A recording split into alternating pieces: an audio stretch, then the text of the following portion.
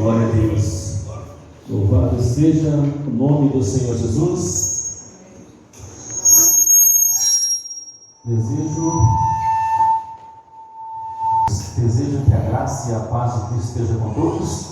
Estou falando, o Ivan vai mexendo lá, daqui a pouco vai ficando bom, né? Glória a Deus.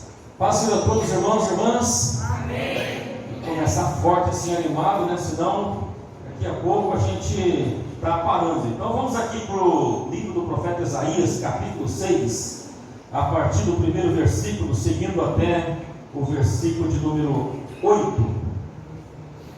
Livro do profeta Isaías, no capítulo 6, seguindo do primeiro versículo até o versículo de número 8, para a nossa reflexão na palavra de Deus aqui nesta manhã. Amém? Livro do profeta Isaías, capítulo 6, primeiro versículo a seguir. A palavra de Deus diz assim: no ano da morte do rei Uzias, eu vi o Senhor assentado sobre um alto e sublime trono, e as abas das suas vestes enchiam o templo. Os serafins voavam sobre ele, e cada um deles tinha 6 asas, com 2 cobriam o rosto, com 2 cobriam os pés, e com 2 voavam, e clamavam uns aos outros, dizendo: Santo, Santo, Santo é o Senhor dos exércitos, toda a terra está cheia da sua glória. E as varas do limiar se moveram à voz do que clamavam, e a casa se encheu de fumaça. Então disse eu: ai de mim, estou perdido, porque sou um homem de lábios impuros, e habito no meio de um povo de impuros lábios, e os meus olhos viram o Rei, o Senhor dos exércitos.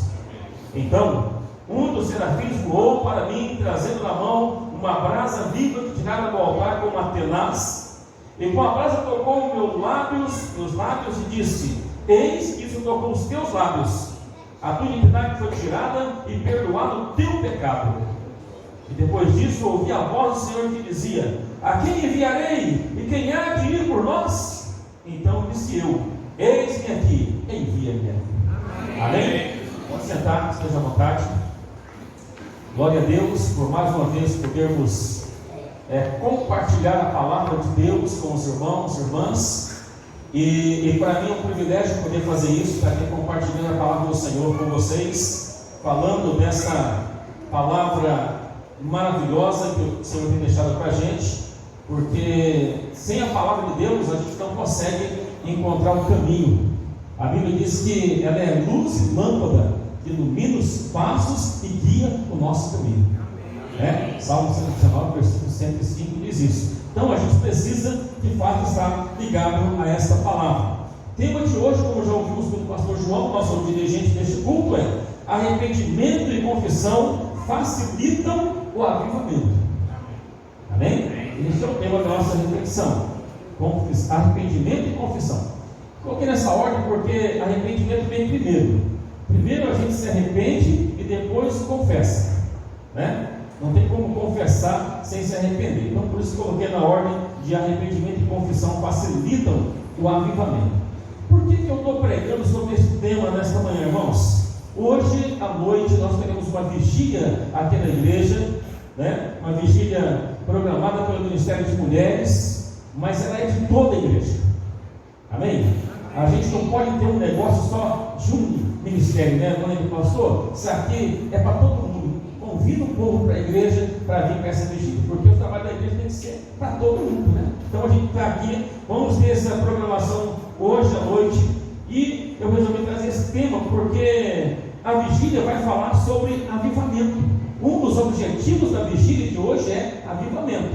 Nós teremos outros objetivos, né? Tem cumprimento de voto aqui, a irmã Maria Sônia, né, que vai ter aqui na vigília. Tem outros irmãos que vão colocar seus objetivos pessoais. Mas o objetivo do Ministério de Mulheres é o avivamento da igreja e as famílias da igreja.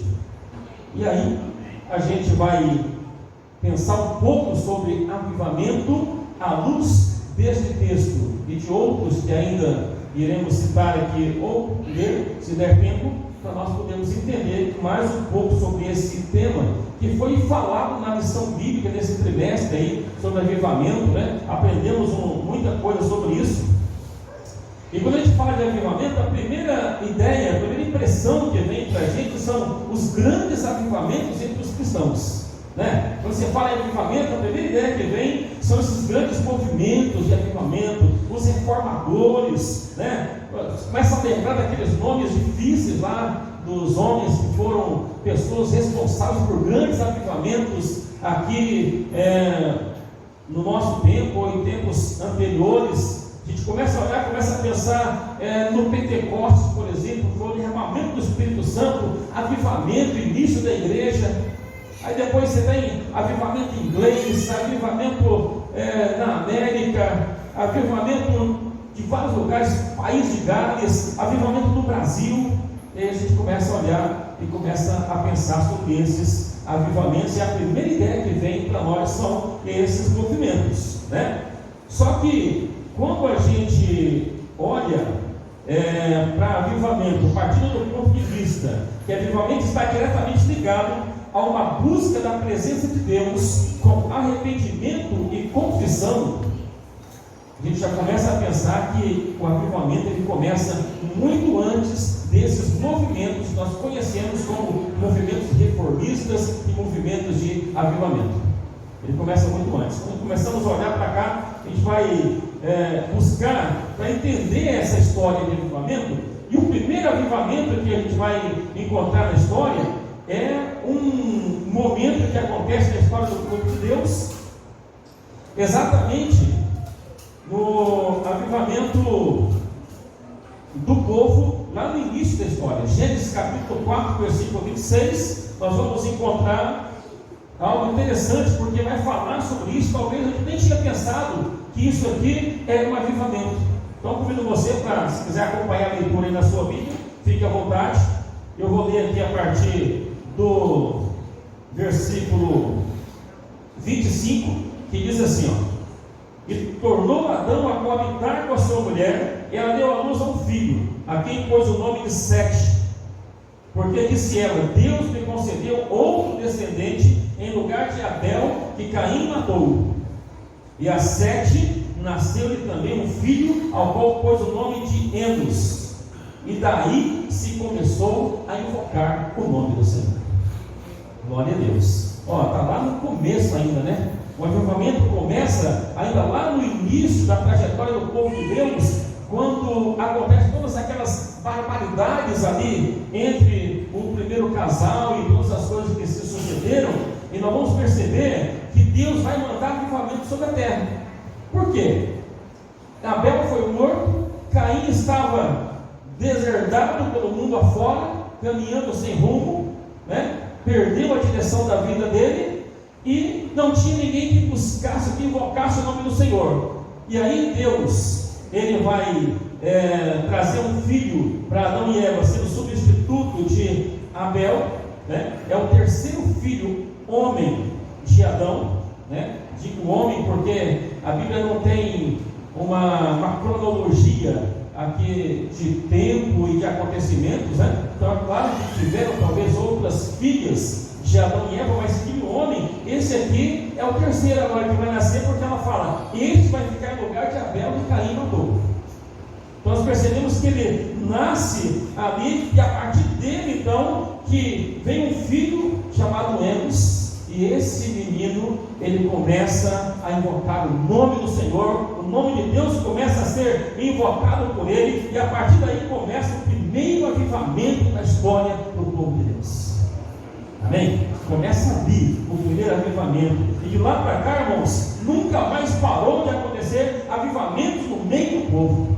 De lá para cá, sempre Deus tem levantado pessoas para promover avivamento no meio do povo de Deus. Sempre que o povo está passando por uma sequidão espiritual, por um problema sério de vida moral e espiritual, Deus levanta alguém para que possa promover o avivamento quando acontecem essas duas coisas: arrependimento e confissão. Quando as pessoas começam a se arrepender dos pecados, pecados, começa a confessar os seus pecados. Então Deus manda um avivamento no meio da igreja, e Deus torna a dar vida para um povo moralmente caído e que precisa de restauração. Amém? Um povo que precisa, que necessita da restauração de Deus. Deus então, Ele manda esse avivamento, Ele restaura. Avivar é dar nova vida. Avivar é trazer de volta a vida. E muitas vezes você olha e você percebe que a igreja moderna, ela precisa receber a nova vida, precisa ser trazida de novo à vida. E aí Deus vem levantando, vem restaurando, vem restabelecendo através dos avivamentos. E aí quando a gente chega aqui no texto que nós lemos do profeta Isaías, no capítulo 6, que foi o nosso texto básico aqui da nossa reflexão, nossa mensagem de hoje, nós chegamos aqui e percebemos que é mostrado para a gente um tempo de grande avivamento entre o povo de Deus. Por que eu digo tempo de grande avivamento? Porque o povo havia caído em uma corrupção moral, em uma corrupção tão grande, que precisava que Deus fizesse um trabalho de quebrantamento de coração do povo, para que ele voltasse de novo a ter a alegria da salvação de Deus. Então era preciso que isso acontecesse. Era uma situação terrível, que até mesmo o rei que regia o povo daquele tempo também havia caído em corrupção moral, também havia se desviado do propósito de Deus. Muitas vezes a gente lê o texto aqui de Isaías capítulo 6, e a gente começa a olhar e começa a gente fala, foi no ano que morreu o rei Uzias. Então, o que aconteceu com esse rei Uzias? Quem era ele? Quem foi? Como foi o seu reinado? Por que isso aconteceu na vida deste rei? Então a pergunta que deve vir para a gente é: por que ele morreu e como ele morreu? O que aconteceu para que ele pudesse morrer e naquele ano ser citado, que foi o ano que ele morreu, foi o ano que Deus levantou um avivamento no meio do povo de Deus. O rei Uzias, ele reinou durante vários anos, mais precisamente 52 anos ele reina sobre Israel, e o reinado dele começa aos 16 anos de idade, e ele vai ser rei de Israel. E nós vamos entender no texto que ele começa bem o seu reinado, ele faz as coisas certas, ele começa a seguir os conselhos do seu pai, que era o rei Amazias.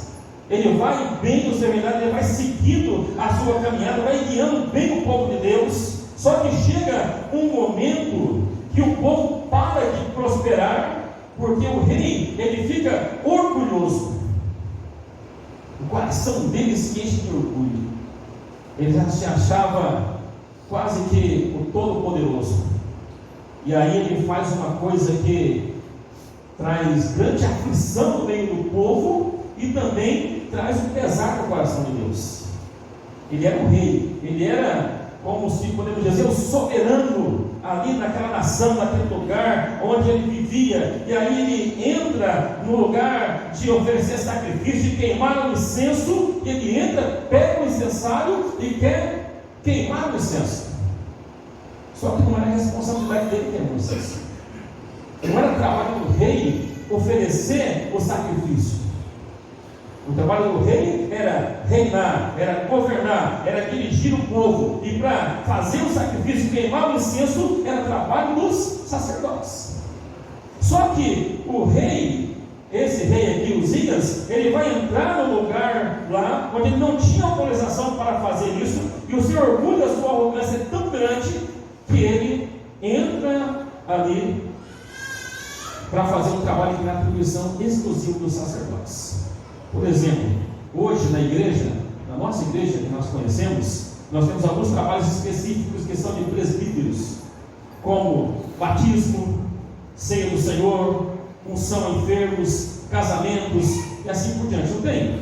Então, essas atividades, atribuições são específicas para os presbíteros, e outras pessoas não devem fazê-las. E aí o rei, ele entra lá para fazer uma atribuição que não era dele, que não era a sua atribuição, né? E algumas pessoas tentam chamar a atenção dele. O sacerdote entra lá, entra um outro sacerdote, fala: rei, você não pode fazer isso, você não pode queimar um incenso, não é seu trabalho, não é a sua atribuição. Só que a jactância era tão grande que ele vai ficar irado contra os sacerdotes. Ele vai acender ira contra as pessoas que estavam tentando fazer ele mudar de ideia. E quando ele se ira na sua jactância, ele faz nascer até um sentimento igual no coração de Deus. E todos pedindo: rei, saia do incensário, rei, não fique aqui. E ele continua lá tentando fazer o que não deveria fazer. E aí, sabe o que Deus faz? Manda uma lepra na testa dele. Na testa que fica bem visível, né? E todo mundo vê o que aconteceu com ele naquele lugar, naquele momento. Ele fica leproso.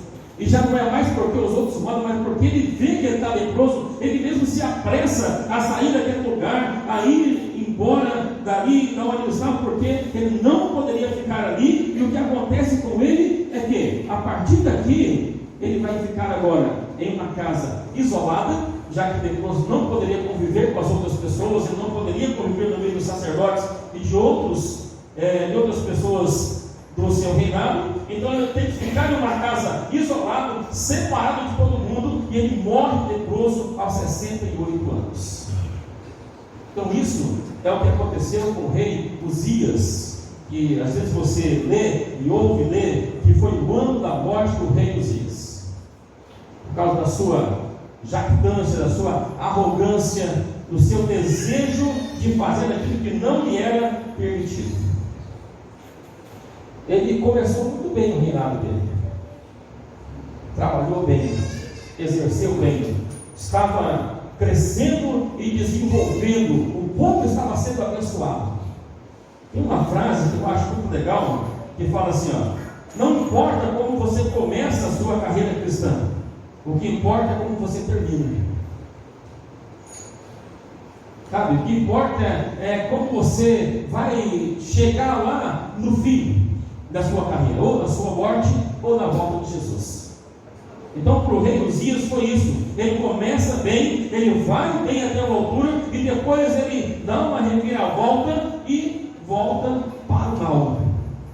Ele começa a fazer tudo errado, tudo diferente. Ele começou bem, mas terminou mal. O rei se corrompeu, e com isso aconteceu que todo o povo começa mal. Quando a liderança se corrompe, quando a liderança pratica o erro, pratica o mal, tudo vai mal. Todas as coisas começam a dar errado, ir errado, caminhar para o lado errado. Foi assim que aconteceu com este rei. E o povo então precisava do quê? De um avivamento. O povo precisava de uma transformação, de uma mudança, de algo que viesse melhorar a vida deles. E é exatamente neste meio aqui que acontece o chamado do profeta Isaías. No meio de toda essa turbulência espiritual, Deus o chama para o ministério profético. Aleluia. No meio de tudo isso que está, irmãos, nunca vai acabar.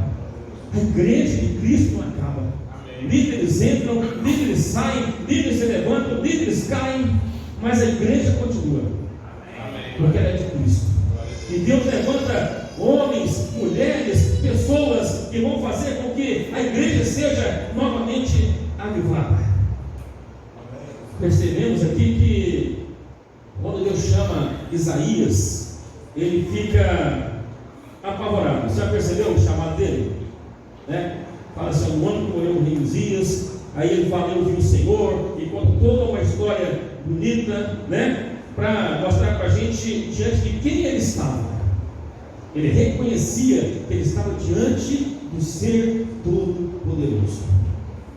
Ele não estava vendo Deus pessoalmente, nem literalmente, é uma visão que ele está tendo aqui. É algo que está acontecendo na vida dele para chamá-lo para este ministério. E ele fica apavorado, ele fica muito preocupado, porque ele está ali naquele momento, e na mente dele ele está vendo Deus, está vendo todo aquilo na visão, e ele pensa assim: eu vou morrer, ai de mim, porque pereço, porque eu sou um homem de lábios impuros, habito no meio de um povo de impuros lábios, e os meus olhos viram o rei, e ninguém pode ver o Senhor dos exércitos e continuar vivendo. Eu imagino o pavor e a angústia que cerca o coração daquele homem, porque ele era um homem pecador, e ele reconhece o seu pecado, ele reconhece o seu erro, e ele sabe que está contemplando algo glorioso.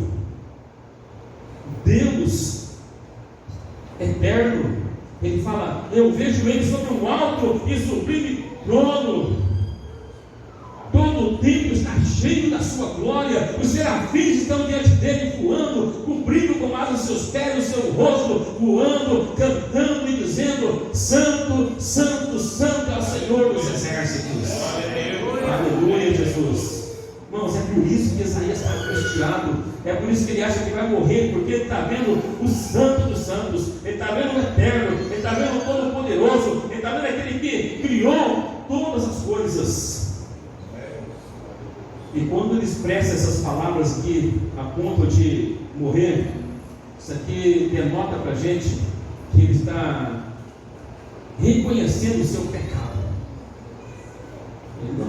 A Bíblia não esclarece qual é o tipo de pecado. Isaías era um homem estadista, né? Ele tinha muitos envolvimentos. Eu não sei o que acontecia, mas certamente algumas coisas tinham. Os lábios dele condenavam ele, e ele precisava de se arrepender. Ele estava se arrependendo, confessando os seus pecados. E é exatamente aí que Deus entra com a provisão, porque na angústia dele, no sofrimento dele, dizendo que não poderia ver Deus e continuar vivo, que os seus lábios eram impuros. Então Deus manda um anjo lá com uma tenaz, uma grande pinça, pegar uma brasa viva do altar e vir tocar os seus lábios. E quando toca os lábios dele, fala: viu? Isso tocou os seus lábios. Agora foram purificados os teus pecados, foram perdoados os teus pecados. Agora você está livre dos seus pecados para você fazer aquilo que precisa ser feito. Aleluia, Jesus. Glória a Deus. Deus entra com provisão, irmãos. Assim ele poderia dar início ao movimento que traria um avivamento no meio do povo de Deus. Ele estava apto para fazer a promoção daquele avivamento, para trazer vida nova ao povo, para levar as pessoas a olharem para Deus como santo e desejarem estar também em santidade como esse Deus é santo. Quando ele próprio diz, né: sede santos porque eu sou santo. Então é importante pensarmos assim, porque a gente pode perceber que se queremos avivamento em nosso tempo, se queremos ver uma igreja avivada, se queremos ver um povo avivado, se queremos ver um novo tempo dentro da igreja, se almejamos por uma igreja poderosa, onde acontecem conversões, maravilhas, sinais extraordinários, uma igreja onde a gente vai poder dizer: olha, vai lá, porque você vai ver o que eu tenho visto. Vamos lá, porque vai acontecer na sua vida o que tem acontecido na vida de muitas pessoas. Se queremos ver tudo isso, nós precisamos de uma vida de quebrantamento, de mudança e compromisso com Deus. Amém? Amém? A gente vai passar aqui umas 6 horas de vigília essa noite. Mas se nós não viemos com o propósito certo, se não viemos com a direção certa, se não viemos com o nosso coração quebrantado, com a nossa vida diferente, para chegar aqui e falar: Senhor, eu estou aqui, usa-me, não vai resolver. Você vai passar 6 horas aqui, vai voltar e vai continuar contando a mesma história. O avivamento não vai acontecer, porque ele só vai acontecer quando a gente de fato deixa tudo.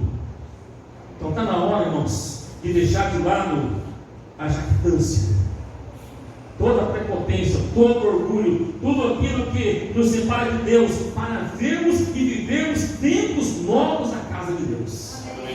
Está na hora de nós abandonarmos tudo isso para poder ver e viver o novo de Deus. Caso contrário, lugares seremos meros espectadores do que tem acontecido. Lá tem acontecido, lá tem acontecido, em outras cidades, em outras igrejas, em outras pessoas. Mas tem que acontecer em mim, tem que acontecer em ti. E para isso, nós precisamos de fato ter essa mudança. Hoje é dia de uma nova postura. Você está disposto? Amém? Está tão fraco, amém, né? Quando eu pergunto assim, hoje é dia de vivermos uma nova postura. Você está disposto? Amém. Amém. Isso aí, a gente tem que estar disposto. Porque hoje Deus deseja tocar a nossa vida. Hoje Deus quer tirar a brasa viva do altar para tocar a nossa vida, tocar o nosso coração, para perdoar os nossos pecados, para sarar a nossa terra. A leitura introdutória que o diaconisa fez aqui é: se o meu povo que clama pelo meu nome se humilhar. Se humilhar é deixar o orgulho, é deixar a jactância, é abandonar as coisas que muitas vezes tentam fazer de nós mais do que nós somos, e orar, e se converter dos seus maus caminhos. Então eu o quê? Ouvirei dos céus a oração deste lugar, meus olhos estarão abertos, meus ouvidos atentos, eu estarei olhando para vocês, eu estarei ouvindo vocês, eu estarei respondendo vocês. Ele diz: porque assim eu sararei a terra.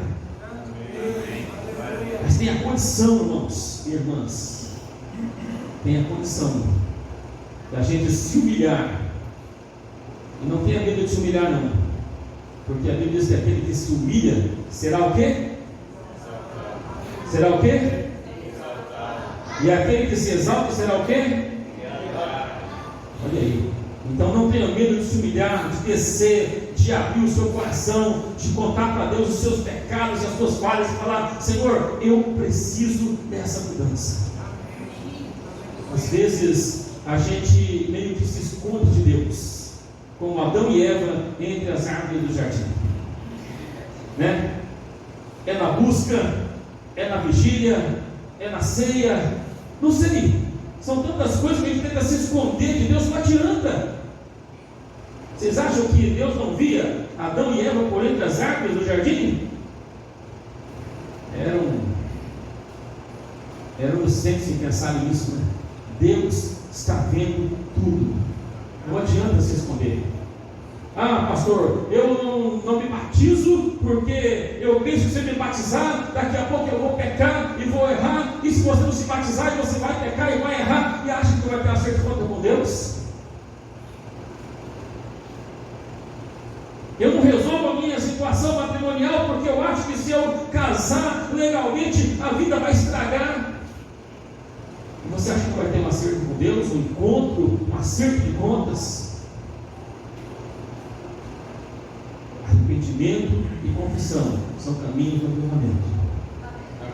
Não adianta de ficar perguntando: pastor, por que a igreja não cresce? Por que não ganhamos almas? Por que ganhamos e não seguramos? A porta dos fundos está sempre aberta. Por quê? Hoje é dia de nós mudarmos os conceitos da nossa vida e partimos para um novo propósito ao lado de Deus. Amém? Deus abençoe a nossa vida.